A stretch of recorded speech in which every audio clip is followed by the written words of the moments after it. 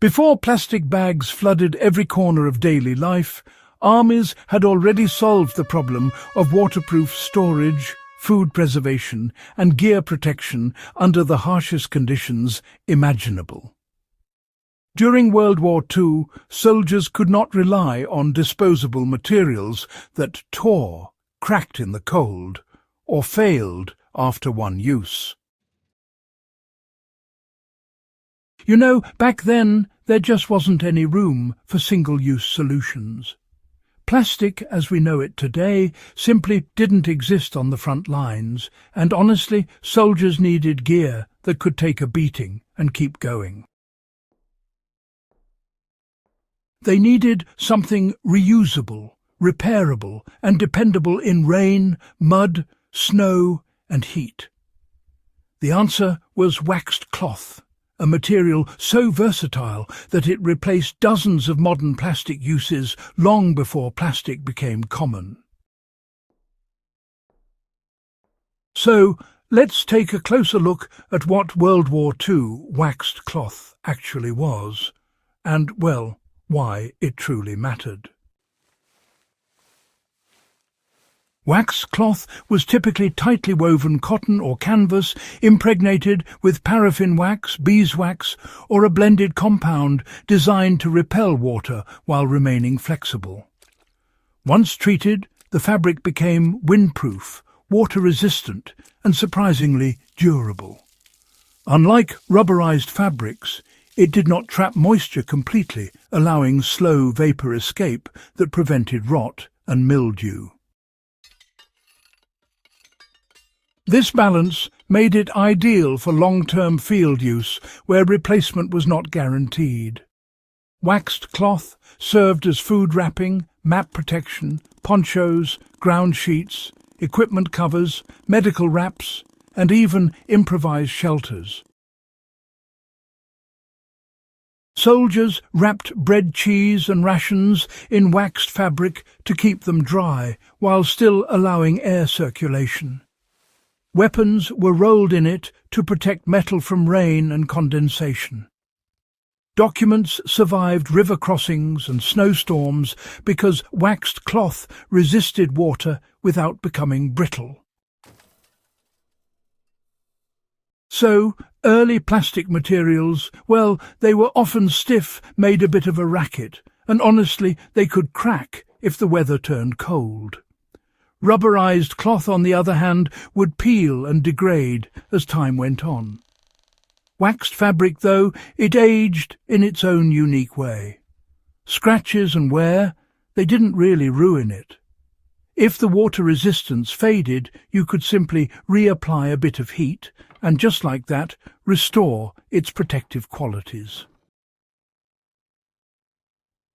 Small tears in waxed cloth? Those were, you know, easily stitched up.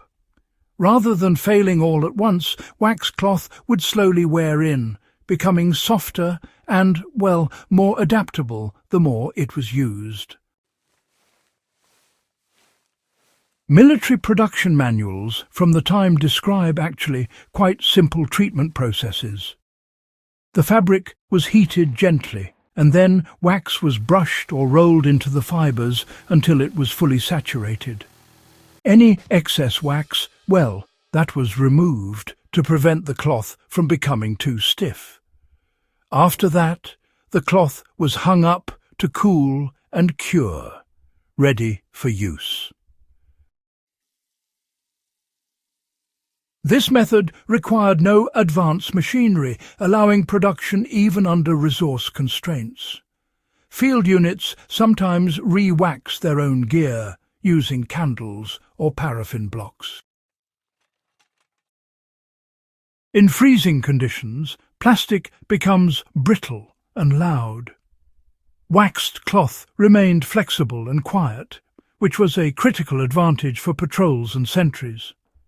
Snow brushed off easily, and rain beaded and ran off. When dampness did occur, the fabric dried faster than rubberized alternatives. This made waxed cloth indispensable in European and Pacific theatres alike. A single square of waxed canvas could serve multiple roles in one day. It might start as a ration wrap, become a kneeling pad during equipment repair, then turn into a rain hood or sleeping ground layer at night. This adaptability reduced, carried weight and increased resilience. The cloth was not a single-purpose item. It was a system component. Waxed cloth remains one of the most overlooked tools for practical living. It can replace plastic bags for food storage, garden produce transport, and tool protection.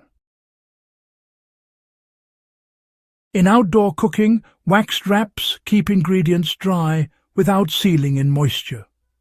In emergency kits, they function as waterproof barriers, splints, or fire-starting aids when shaved carefully.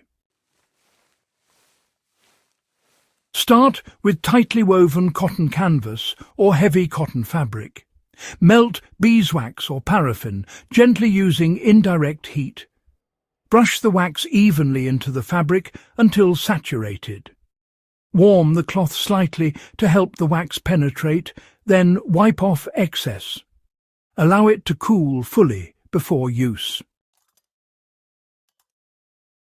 So this produces a reusable, washable, repairable alternative to plastic. Waxed cloth wraps, actually keep bread from moulding faster than plastic bags. Tool rolls made from waxed canvas prevent rust better than sealed plastic sleeves. Garden harvests carried in waxed bags, they stay fresh without sweating. Even simple food storage, honestly, benefits from breathable protection rather than airtight confinement. This was not a high-tech solution, it was a thoughtful one. Designers understood that materials should work with the environment, not fight it. Waxed cloth balanced protection and breathability, durability and flexibility. It was designed for repeated use, not disposal.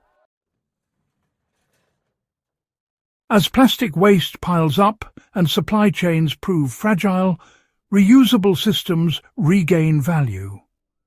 Waxed cloth does not depend on factories once made. It can be repaired, renewed, and adapted indefinitely. That is exactly why it survived wartime stress so well. Progress is not always about replacing the old. Sometimes it is about remembering why something worked so well that it became invisible. Waxed cloth quietly carried an army through war, rain, and scarcity. It can still serve just as faithfully today. If you value practical history that still earns its place in modern life, subscribe to Backyard Wisdom. Share this guide with fellow history buffs and hands-on thinkers, and help keep these proven solutions alive for the next generation.